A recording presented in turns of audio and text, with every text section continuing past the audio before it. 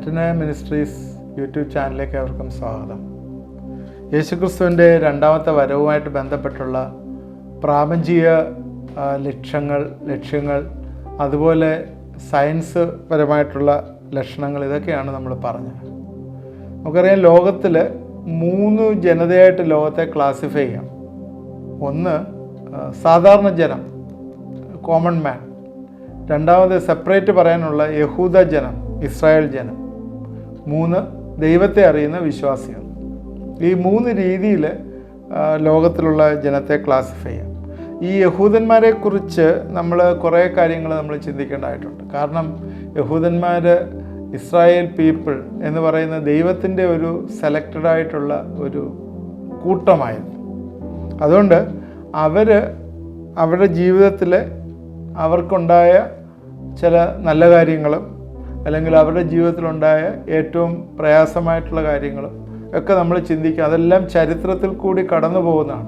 നമുക്കറിയാം, ലോകത്തിൽ ഏറ്റവും കൂടുതൽ ഉപദ്രവിക്കപ്പെട്ട ഒരു കൂട്ടം ലോക ചരിത്രത്തിലുള്ളത് യഹൂദനാണ്. അത്രയും ഉപദ്രവം ആർക്കും കിട്ടിയിട്ടില്ല. അത്രയ്ക്കൊരു ഉപദ്രവം യഹൂദനുണ്ടായിട്ടുണ്ട്. അതുപോലെ ആ ഉപദ്രവം വരാനുള്ള കാരണം അത് എങ്ങനെയാണ് അതിൽ കൂടി കടന്നു പോയത്, ആ ചരിത്രത്തിൽ കൂടിയുള്ള കാര്യങ്ങളൊക്കെ നമുക്ക് ഈ തുടർന്ന് നമുക്ക് ചിന്തിക്കാം. അതുപോലെ അത് ബൈബിൾ പറഞ്ഞിട്ടുണ്ടോ, ഈ കാര്യങ്ങൾ നമ്മൾ ചിന്തിക്കും. ബൈബിളിൽ യഹൂദനെ കുറിച്ച് പറഞ്ഞിരിക്കുന്ന കാര്യങ്ങളും ഒക്കെ ചിന്തിക്കും. അറിയാം, ഓൾഡ് ടെസ്റ്റ്മെൻറ്റിൽ അബ്രഹാമിൻ്റെ സമയം തൊട്ടിങ്ങോട്ട്, അബ്രഹാമിൻ്റെ ജീവിതം തൊട്ടിങ്ങോട്ട് ഉള്ള അബ്രഹാമിൻ്റെ തലമുറയാണല്ലോ ഈ ഇസ്രായേൽ എന്ന് പറയുന്നത്.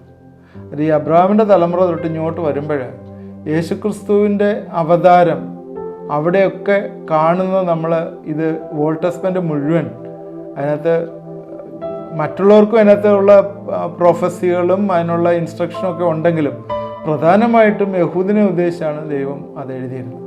യഹൂദിന് വേണ്ടായിട്ടുള്ള നടപ്പ്, അവർക്കുള്ള കൽപ്പനകൾ, അവരേത് രീതിയിൽ അത് ആചരിക്കണം, അതിൻ്റെ പർപ്പസും എല്ലാം. കാരണം അന്ന് യഹൂദനല്ലാത്ത ജനതയുണ്ടായിരുന്നു, ലോകത്തിലുണ്ടായിരുന്നു. എന്നാൽ ദൈവം ആഗ്രഹിച്ചത് യഹൂദനിൽ കൂടി ദൈവത്തിൻ്റെ മഹത്വം മറ്റുള്ളവർ അറിയുക എന്നുള്ള, ലോകത്തിലുള്ള ജനം അറിയാം. നമ്മൾ ഈ ചന്ദ്രൻ്റെ പ്രകാശം ഭൂമിയിലേക്ക് വരുന്നത് എന്നതിനെക്കുറിച്ച് നമുക്കറിയാമല്ലോ. ചന്ദ്രന് പ്രകാശിക്കാനുള്ള കഴിവില്ല. എന്നാൽ സൂര്യൻ്റെ പ്രകാശം, സൂര്യൻ്റെ ലൈറ്റ് ചന്ദ്രനിൽ കൂടി ഭൂമിയിലേക്ക് റിഫ്ലക്റ്റ് ചെയ്യുന്നു എന്ന് പറയുന്നത് പോലെ, നമ്മൾ പറയുന്ന പോലെ ഈ കാര്യത്തിലും ഇതുപോലെ തന്നെയാണ്. ദൈവത്തിൻ്റെ വലിയ മഹത്വം, ദൈവത്തിൻ്റെ കൂടിയുള്ള പ്രകാശം ഇസ്രായേൽ മക്കൾ കൂടി മറ്റുള്ള ജനതയ്ക്ക് കിട്ടുകയും അവർ ദൈവത്തെ അറിയണമെന്നും ദൈവം ആഗ്രഹിച്ചു. എന്നാൽ അത് ഇസ്രായേൽ അതിന് ഫെയിലായി എന്ന് കാണുന്നു. ആദ്യം തൊട്ടേ അവർ ഫെയിലായി. ആദ്യം തൊട്ട് തന്നെ അവർ ഫെയിലായി. അത് ചരിത്രങ്ങളിൽ അത് കാണും. 3 മിസ്റ്റേക്കാണ് ശരിക്കും ഇസ്രായേൽ ചെയ്തത്. ഒന്ന്, ദൈവത്തിന് എതിരായ വിഗ്രഹ സേവയ്ക്ക് ഇറങ്ങി തിരിച്ചു. അതാണ് ഏറ്റവും പ്രധാന കാര്യം. ആദ്യം തൊട്ടേ അവർ വിഗ്രഹങ്ങളുടെ പുറകെ പോകാനായിട്ടുള്ള ഒരു താല്പര്യം. കാര്യം ദൈവം യഹോവയായ ദൈവമാണ്, ദൈവം എന്ന് പറഞ്ഞ് ഞാനല്ലാതെ അന്യദൈവങ്ങൾ നിനക്കുണ്ടാതെ യാതൊരു വിഗ്രഹത്തെയും ഉണ്ടാക്കരുത്, അതിൻ്റെ പ്രതിമ ഉണ്ടാക്കരുത്, ഇതെല്ലാം കൽപ്പനകളിൽ കൂടി കൊടുത്താണ്. എന്നാൽ അന്ന് ജാതീയരായിട്ടുള്ളവർ ദൈവത്തിന് പകരം, ദൈവത്തിൻ്റെ നാമത്തിന് പകരം പല വിഗ്രഹങ്ങളെയൊക്കെ വെച്ച് പൂജിക്കുകയും പല രീതിയിൽ ആരാധിക്കുകയും ചെയ്തപ്പോഴേ അവിടെ സ്റ്റാൻഡ് ഔട്ട് ചെയ്യണം എന്ന് ദൈവം ആഗ്രഹിച്ചിട്ട് അവർ അത് വിഗ്രഹ സേവയ്ക്ക് ഇറങ്ങി തിരിച്ച് കാണുന്നു പല സ്ഥലങ്ങളിൽ. രണ്ടാമത് ഏറ്റവും വലിയ അവർ ചെയ്തൊരു കുറ്റമാണ്, അവർക്ക് വേണ്ടി, അവരുടെ വീണ്ടെടുപ്പിന് വേണ്ടി ദൈവം മനുഷ്യനായി ലോകത്തിലേക്ക് വന്ന കർത്താവിനെ അവർ ക്രൂശിച്ചു. യേശുവിനെ ക്രൂശിച്ചു. അതാണ് അവർ ഏറ്റവും വലിയ ചെയ്ത കാര്യം. അതുമാത്രമല്ല, ക്രൂശിക്കുന്നതിന് മുമ്പ് അവർ പറഞ്ഞൊരു സ്റ്റേറ്റ്മെൻ്റ് ഉണ്ട്, അവൻ്റെ രക്തം ഞങ്ങളുടെയും ഞങ്ങളുടെ തലമുറകളിലേക്കും വരട്ടെ എന്ന് പറഞ്ഞു. നമ്മുടെ നാവിൽ തന്നെയാണ് ജീവനും മരണവും ഇരിക്കുന്നത് എന്ന് ദൈവത്തിൻ്റെ വചനത്തിൽ പറയുന്നുണ്ട്. അവർ തന്നെ നാവുകൊണ്ട് പറഞ്ഞു, എന്താണ്, ഈ അവൻ്റെ രക്തം ഞങ്ങളുടെയും ഞങ്ങളുടെ തലമുറകളിലേക്കും വരട്ടെ. അത് അവൻ്റെ രക്തമാണ് അവരുടെ തലമുറകളിലേക്കൊക്കെ ഇങ്ങനെ വന്നുകൊണ്ട് ഈ കഷ്ടതയിൽ കൂടി കടന്നു പോകും. ചരിത്രത്തിലേക്ക് നമുക്ക് നോക്കുമ്പോഴേ യേശുക്രിസ്തുവിൻ്റെ സമയം വരെയുള്ള കാര്യങ്ങളൊക്കെ നമുക്കറിയാം. അത് ബൈബിളിൽ അതിനെക്കുറിച്ച് കാര്യങ്ങൾ, യേശുവിൻ്റെ ശുശ്രൂഷ എങ്ങനെയാണെന്നും എല്ലാം നമുക്കറിയാം. ഇനിയും ചരിത്രത്തിൽ കൂടി കർത്താവ് വരുന്നതിൻ്റേതായിട്ടുള്ള ചില ലക്ഷണങ്ങൾ പറയണം.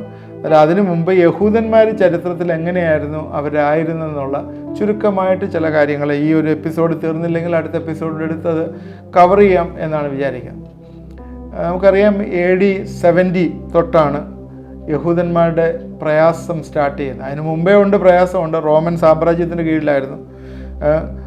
റോമൻ സാമ്രാജ്യം, യെരുശലേം പട്ടണം മാത്രമേ അവിടെയുള്ള യെരുശലേം സിറ്റി, എന്നാൽ അതെല്ലാം ഭരണമൊക്കെ റോമൻ സാമ്രാജ്യത്തിൻ്റെ കീഴിലായിരുന്നു. അപ്പോഴവിടെ റോമൻ കൈസരായിരുന്ന ടൈറ്റസ് യെരുശലേം ആക്രമിച്ച് യെരുശലേം ദേവാലയം വരെയും എല്ലാം അത് യേശുക്രിസ്തു പറഞ്ഞ പോലെ കല്ലിന്മേൽ കല്ല് ശേഷിക്കാതെ അതെല്ലാം ഇല്ലാതെയായിപ്പോയി. AD 66 യഹൂദന്മാർ ശരിക്കും റോമൻ ഭരണാധികാരികൾക്കെതിരായിട്ട് പ്രക്ഷോഭണം ഉണ്ടാക്കി.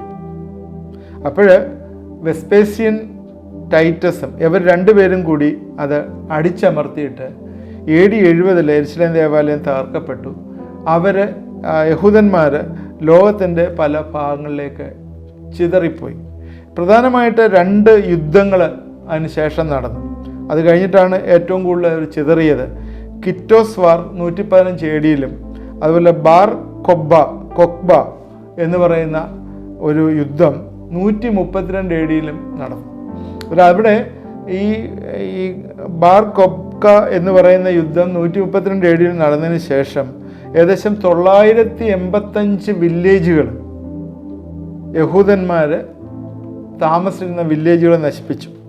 എന്നുവെച്ചാൽ എല്ലാ സ്ഥലങ്ങളും അവിടെയുള്ള യെരുശലേമിന് ചുറ്റുപാടുമുള്ള ഗലീലി, ജുദിയ, അവിടെ പറയുന്ന എല്ലാ സ്ഥലങ്ങളും നശിപ്പിച്ചു. എന്നിട്ട് ആ സാധനത്തിന് ശേഷം യെരുശലേമിൻ്റെ പേര് വരെ അവർ മാറ്റിലിയ ക്യാപിറ്റലോന എന്നും യഹൂദയുടെ പേര് സിറിയ പാലസ്തീന എന്നും ആക്കി. ഇതൊക്കെ ലാറ്റിൻ നെയിംസാണ്. അങ്ങനെയുള്ള പേരുകൾ വരെ ആക്കി. അപ്പോഴെന്ത് ചെയ്തു? ആ സമയത്ത് യഹൂദന്മാരെല്ലാം അവിടെ നിന്ന് കുറേ സമയങ്ങളിലായിട്ട് ഇങ്ങനെ ബാബിലോണിലേക്ക് കുടിയേറി. ബാബിലോണിൽ പണ്ടവരെ അടിമത്തത്തിലേക്ക് പിടിച്ചുകൊണ്ട് പോയ സ്ഥലമാണ്. അന്നേരം അവിടെ നിന്ന് കുറേ പേര് പല ഘട്ടങ്ങളായിട്ട് ഇങ്ങനെ ബാബിലോണിലേക്ക് പോയി ആ ഭാഗത്തുനിന്ന്. എന്നാൽ അവിടെ ഉള്ളവരെ, യഹൂദയിലുള്ള യഹൂദന്മാരെയെല്ലാം റോമൻ ഗവൺമെൻറ്റിൻ്റെ അവിടെ ഭരണാധികാരി പിടിച്ച് അടിമകളാക്കി. അവിടെ വീടുകൾ നഷ്ടമായി, അവർക്ക് ഒരുപാട് പീഡനങ്ങളൊക്കെ ഉണ്ടായി. ആ സമയത്ത് ഈ സമയങ്ങളിലൊക്കെയാണ് പറയുന്ന AD 72 യഹൂദന്മാർ കൂട്ടമായിട്ട് നമ്മുടെ കൊച്ചിയിലൊക്കെ വന്ന ആ സമയത്താണ്. യഹൂദന്മാർ കൊച്ചിയിലൊക്കെ വന്ന് മാളയിലൊക്കെ വന്ന് താമസിച്ച കാര്യമൊക്കെ നമുക്കറിയാമല്ലോ. ആ സമയത്താണ് വന്നത്. കോൺസ്റ്റന്റൈൻ 1 കാലത്തെ AD 351 ആ സമയം വരെ ഇവരൊക്കെ ഇങ്ങനെ റോമൻ ചക്രവർത്തിയുടെ കീഴിലും പലയിടത്ത് അടിമകളായി പീഡനങ്ങളൊക്കെ അനുഭവിച്ച് ജീവിക്കുകയായിരുന്നു. 351 യഹൂദന്മാരോട് സ്നേഹം കാണിച്ചിട്ട് അവരുടെ ആനുവൽ ഫീസ്റ്റ് ഒരു ദിവസം, തിഷ്ബാവ് എന്ന് പറഞ്ഞൊരു ദിവസം ആനുവൽ ഫാസ്റ്റ് ഡേ ആയിട്ട് അവർക്ക് കൊടുത്തിട്ട് അവർ ആ ദിവസം ഓഗസ്റ്റ് മാസത്തിലാണ്, ഓഗസ്റ്റ് മാസം 12 ആ ഡേറ്റ്, അവരോട് സ്നേഹം കാണിച്ച്, യഹൂദന്മാരുടെ സ്നേഹം കാണിച്ചുകൊണ്ട് തിഷബാവ് എന്നുള്ള ആ ഒരു ദിവസം അവരെ അന്ന് തൊട്ട് ആഘോഷിക്കാനായിട്ട് തുടങ്ങി. അന്നേരം അവർ കുറച്ച് പേര് യെരുശലേമിലുണ്ട്, യഹൂദയിലുണ്ട്. അവിടെയുള്ളവരെല്ലാം തന്നെ അവിടെ യെരുശലേമൊക്കെ ടെമ്പിളൊക്കെ പോയല്ലോ, അവിടെ ഒരു വെസ്റ്റേൺ വാളുണ്ട്. അതിനവിടെ ഒരു വെസ്റ്റേൺ വാളുണ്ട്, വെയിലിംഗ് വാളെന്നൊക്കെ ഇപ്പം പറയുന്നതായിരിക്കാം. അവിടെ പിടിച്ച് കരയാൻ തുടങ്ങി. അത് അന്ന് തൊട്ടാണ് അതിൻ്റെ ആരംഭം ഉണ്ടായത്. ഓക്കെ, അതിനുശേഷം ജൂലിയൻ എന്ന് പറയുന്ന ഒരു കോൺസ്റ്റന്റൈൻ ഡൈനാസ്റ്റിയിലുള്ള ഒരു ലാസ്റ്റ് എംപയർ ഉണ്ടായിരുന്നു. അദ്ദേഹം വന്നിട്ട് വീണ്ടും ക്രിസ്ത്യനെ പീഡിപ്പിച്ചു. ക്രിസ്ത്യൻസൊക്കെ ഒരുപാടുണ്ട് ആ സമയങ്ങളിൽ. ഈ കോൺസ്റ്റന്റൈൻ്റെ പേരിൽ ഒരുപാട് ക്രിസ്തീയ സമൂഹങ്ങൾ അവിടെ ഉണ്ടായി. അന്നേരം അവരെല്ലാം ഈ ഇദ്ദേഹം വന്നിട്ട് പീഡിപ്പിച്ചിട്ട് യെരുശലേം ദേവാലയം വീണ്ടും പണിയാൻ ഓർഡർ ഇട്ടു. യെരുശലേം ദേവാലയം ഇടിഞ്ഞുപോയി, യെരുശലേം ദേവാലയം പണിയാനായിട്ട് ഓർഡർ ഇട്ടു. അത് AD 363 ഈ AD 361 ഓർഡർ ഇട്ടപ്പോൾ ഇവർക്ക് പുതുജീവൻ വന്നതുപോലെയായി. എന്നാൽ ഞങ്ങളെ വീണ്ടും ഞങ്ങളിപ്പോൾ ഞങ്ങൾക്ക്, കാരണം അവർക്ക് ഏറ്റവും ഇമ്പോർട്ടൻ്റ് ആയിട്ടുള്ളൊരു കാര്യമാണ് ദേവാലയം എന്ന് പറയുന്നത്. ദേവാലയം പണിയാനായിട്ട് വീണ്ടും ഒരു പെർമിഷൻ കിട്ടുക എന്ന് പറയുന്നത് അവിടെ വലിയ സന്തോഷമായി. എന്നാൽ എന്ത് പറ്റി? ആ സമയത്ത് അവിടെ വലിയൊരു ഭൂകമ്പം ഉണ്ടായി. പിന്നീട് വലിയൊരു തീയും വന്ന് അങ്ങനെ യഹൂദന്മാരുടെ ആഗ്രഹം നടക്കാതെ പോയി. അതിന് ജൂലിയൻ എന്ന് പറയുന്ന എംപററാണ് അതിനുവേണ്ടി സഹായിച്ചത്. എന്നാൽ ജൂലിയൻ്റെ തലമുറ കഴിഞ്ഞിട്ട് വീണ്ടും അടുത്ത തലമുറയൊക്കെ വന്നപ്പോഴത്തേക്ക് ക്രിസ്ത്യാനിറ്റിയെ വീണ്ടും ഫേവർ ചെയ്യാനായിട്ട് തുടങ്ങി. ഈ ചരിത്രം ഇങ്ങനെ പോവുകയാണ്. 438 AD യുദൂഷ്യ എന്ന് പറയുന്ന ഒരു രാജ്ഞി യഹൂദന്മാർക്ക് യെരുശലേം ടെമ്പിൾ ഉള്ളിടത്ത് വീണ്ടും അവർ കൂടി പ്രാർത്ഥിക്കാനായിട്ട് അനുവാദം കൊടുത്തു. എന്നാൽ ആ സമയത്ത് യെരുശലേമിൽ കൂടുതലും ക്രിസ്ത്യൻ പോപ്പുലേഷനാണ്. നമുക്കറിയാം, അവർ പലയിടത്തായിട്ട് സ്കാറ്റർ ചെയ്തു പോയി. ഈ യെരുശലേമിലൊക്കെ ക്രിസ്ത്യൻ പോപ്പുലേഷൻ ആയതുകൊണ്ട് അവരവിടെ നിന്ന് പ്രാർത്ഥിക്കാനായിട്ട് ഈ ക്രിസ്ത്യൻ പോപ്പുലേഷൻ സമ്മതിച്ചില്ല. ഈ ക്രിസ്ത്യൻ പോപ്പുലേഷൻ അവരെ പീഡിപ്പിക്കുകയും അവരെ അടിച്ചോടിക്കുകയും ചെയ്തു എന്നേ കാണുന്നു. 5ഉം 6ഉം നൂറ്റാണ്ടുകളിൽ വീണ്ടും റിവോൾട്ട് ഉണ്ടായി. ഈ റിവോൾട്ടിൽ അന്ന് സമരിറ്റൻ കമ്മ്യൂണിറ്റി മുഴുവൻ തുടച്ചു നീക്കപ്പെട്ടു. അതുപോലെ 7ാമത്തെ സെഞ്ച്വറിയിലെ ബൈസൻറ്റീൻസ് ആയിരുന്നു യെരുശലേമിലുണ്ടായിരുന്നത്. അവർ കൂടുതലും ക്രിസ്ത്യൻ റാഡിക്കൽസ് ആയിരുന്നു, ക്രിസ്ത്യൻ ഫെയ്ത്തിൻ്റെ റാഡിക്കൽസ് ആയിരുന്നു. അവർ വീണ്ടും ഈ പേർഷ്യക്കാരുമായിട്ട് കൂടി യഹൂദന്മാർ വീണ്ടും യെരുശലേമിനെ ആക്രമിച്ചപ്പോഴേ ഈ ബൈസന്റൈൻ യഹൂദന്മാരെ തോൽപ്പിച്ചു. 637 മുസ്ലിം ആരബ്സ് ഈ ബൈസന്റിനെ തോൽപ്പിച്ച് യെരുശലേം പിടിച്ചെടുത്തതായിട്ട് ചരിത്രം പറയുന്നു. അപ്പോൾ ഈ സമയങ്ങളിലൊക്കെ ഇവിടെയൊക്കെ റിവോൾട്ട് ഉണ്ടാകുന്ന സമയങ്ങളിലൊക്കെ ഈ ജ്യൂസ് എല്ലാം തന്നെ ബാബിലോണിലേക്ക് കുടിയേറിക്കൊണ്ടേയിരുന്നു. ഈ ബാബിലോൺ എന്ന് പറയുന്നത് ഇപ്പോഴത്തെ ഇറാഖിൻ്റെ സ്ഥലമാണ്, അങ്ങോട്ടേക്ക് കുടിയേറിക്കൊണ്ടിരുന്നു. ഏകദേശം 2 മില്യൺ ജ്യൂസ് ആ സമയത്ത് ബാബിലോണിലേക്ക് കുടിയേറി എന്ന് ചിന്തിക്കുന്നു. അതുപോലെ തന്നെ ആ സമയത്ത് western Europe, eastern Europe, north Africa ഇങ്ങനെയുള്ള സ്ഥലങ്ങളിലേക്ക് കുടിയേറിപ്പോയി. ഇതെല്ലാം തന്നെ തൽമൂദിൽ രേഖപ്പെടുത്തിയിട്ടുള്ള കാര്യങ്ങളാണ്. 638 തൊട്ട് 1099 വരെ ഒരു ഇസ്ലാമിക് പീരീഡ് ആയിരുന്നു. ആ സമയത്ത് കാലിഫ് ഓഫ് ഓമർ യെരുശലേം, മെസപ്പൊത്തോമിയ, സിറിയ, പാലസ്തീൻ, ഈജിപ്റ്റ് ഇവയെല്ലാം പിടിച്ചടക്കി. യെരുശലേമിൽ യഹൂദിനെ സഹായിച്ചു. യഹൂദന്മാർക്ക് ഒഫീഷ്യൽ ജോലിയൊക്കെ കൊടുക്കാനായിട്ട് തുടങ്ങി. ഇസ്ലാമിക് പീരീഡ് ആണെങ്കിലും അദ്ദേഹം ഈ ഡൈസ് ഒക്കെ ഉണ്ടാക്കുന്നിടത്ത്, അതുപോലെ ടാനറിയിൽ, അതുപോലെ ഫൈനാൻസിൻ്റെ ബാങ്കിൽ ഒക്കെയുള്ള ജോലി കൊടുക്കുന്നതായിട്ട് കാണുന്നു.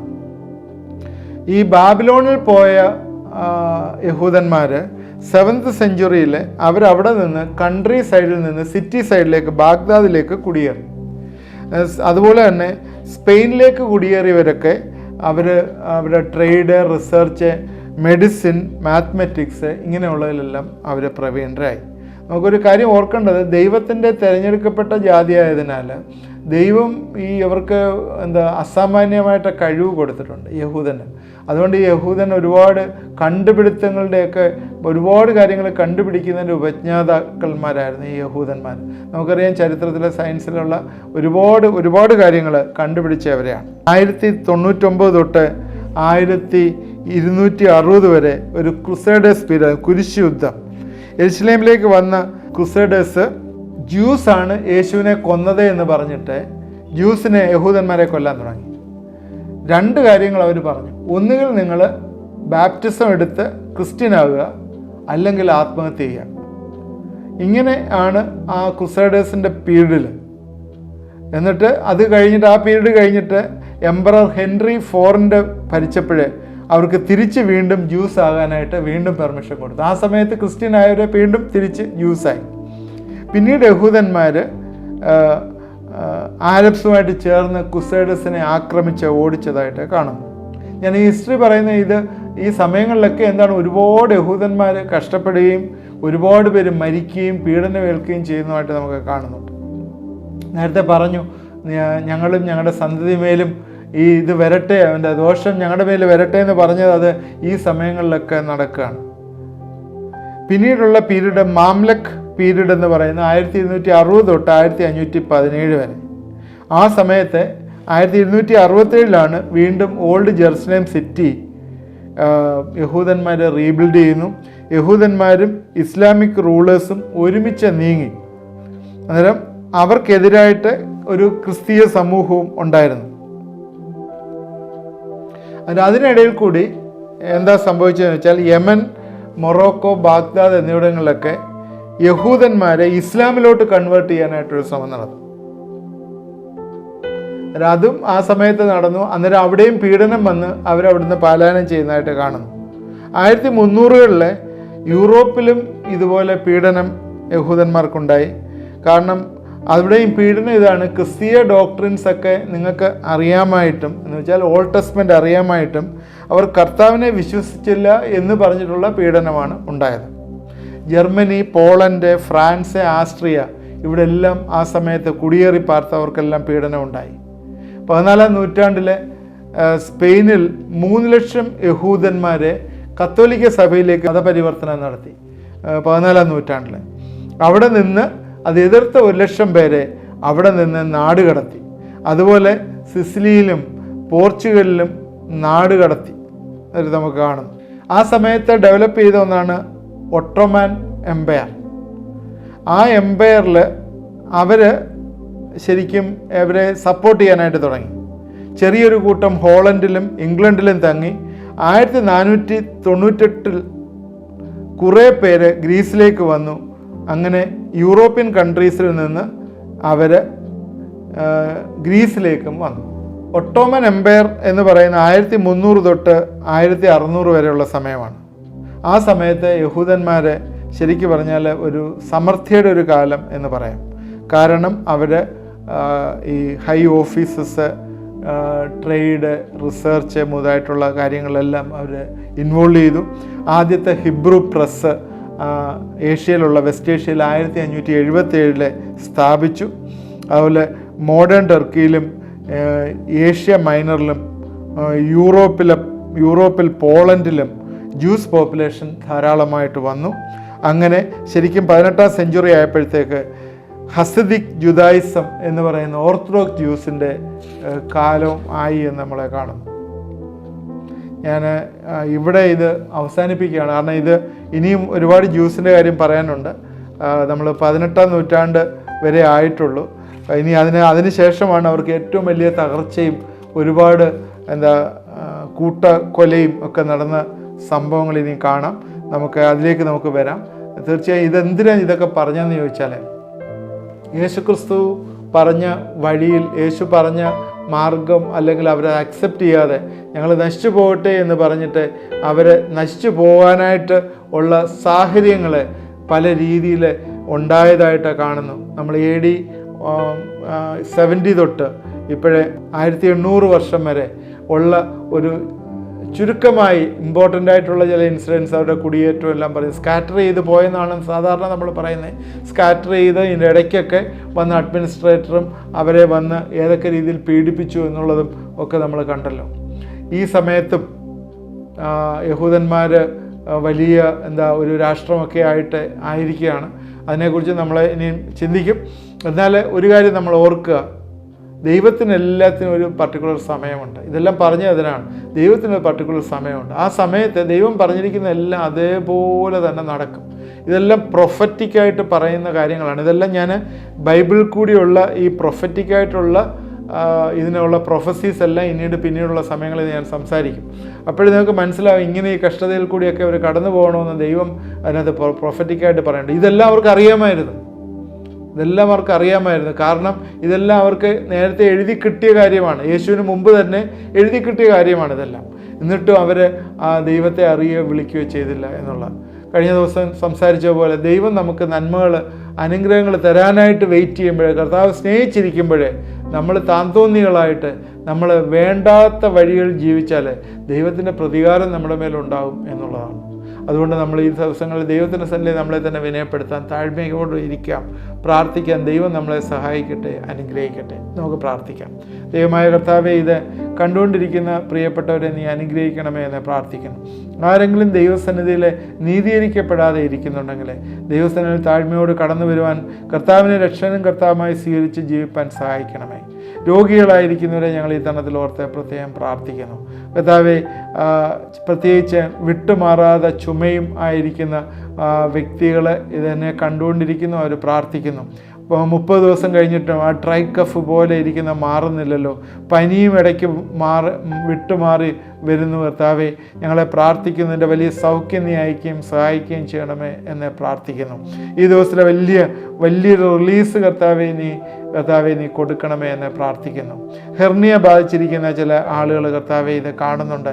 കർത്താവ് ഓപ്പറേഷൻ ഇല്ലാതെ സൗഖ്യമാകട്ടെ എന്ന് പ്രാർത്ഥിക്കുന്നു. പിതാവിൻ്റെയും പുത്രൻ്റെയും പരിശുദ്ധാത്മാവിൻ്റെയും നാമത്തിൽ ഞങ്ങൾ അവരെ ഏൽപ്പിച്ച് പ്രാർത്ഥിക്കുന്നു. വിശ്വാസത്തോട് പ്രാർത്ഥിക്കുന്നുണ്ടെങ്കിൽ അത് പൂർണ്ണമായിട്ടുള്ള വിടുതൽ ദൈവം കൊടുക്കും. അതിനുവേണ്ടി കർത്താവെ അവരെ ദൈവകരങ്ങളിലേക്ക് സമർപ്പിച്ച് പ്രാർത്ഥിക്കുന്നു. നിന്റെ വലിയ ശക്തി കർത്താവെ വ്യാപരിക്കട്ടെ എന്ന് പ്രാർത്ഥിക്കുന്നു. ഉയരത്തിൽ നിന്നുള്ള ശക്തി കർത്താവെ അത് ട്രാൻസ്ഫോം ചെയ്യട്ടെ, മാറ്റിക്കളയട്ടെ എന്ന് പ്രാർത്ഥിക്കുന്നു. പിശാച് കൊണ്ടുവന്ന എല്ലാ രോഗങ്ങളും യേശുവിൻ്റെ നാമത്തിൽ അതിന് വലിയൊരു ക്ലീനിങ് ഈ രാത്രിയിൽ തന്നെ ആ ഒരു പ്രോസസ്സ് ആരംഭിക്കട്ടെ എന്ന് ഞങ്ങളെ പ്രാർത്ഥിക്കുന്നു. കരങ്ങളിലേക്ക് ഞങ്ങളെ ഏൽപ്പിച്ച് പ്രാർത്ഥിക്കുന്നു. ഇത് കണ്ടുകൊണ്ടിരിക്കുന്ന എല്ലാവരെയും അനുഗ്രഹിക്കണം. പ്രാർത്ഥന കേട്ടോർത്ത് സ്തോത്രം. യേശുവിൻ്റെ നാമത്തിൽ പ്രാർത്ഥിക്കുന്നു, കേൾക്കുമാറാകണമേ. ആമേൻ. ഇത് കണ്ട എല്ലാവർക്കും നന്ദി. തുടർന്ന് ഇത് നിങ്ങൾ വാച്ച് ചെയ്യണം. നിങ്ങളുടെ പ്രെയർ റിക്വസ്റ്റ് അതിനത് പറയുന്ന വാട്സാപ്പ് നമ്പറിൽ അയച്ചു തന്നാൽ ഞങ്ങൾ നിങ്ങൾക്ക് വേണ്ടി പ്രാർത്ഥിക്കുന്നതാണ്. ദൈവം നമ്മളെല്ലാവരെയും അനുഗ്രഹിക്കും.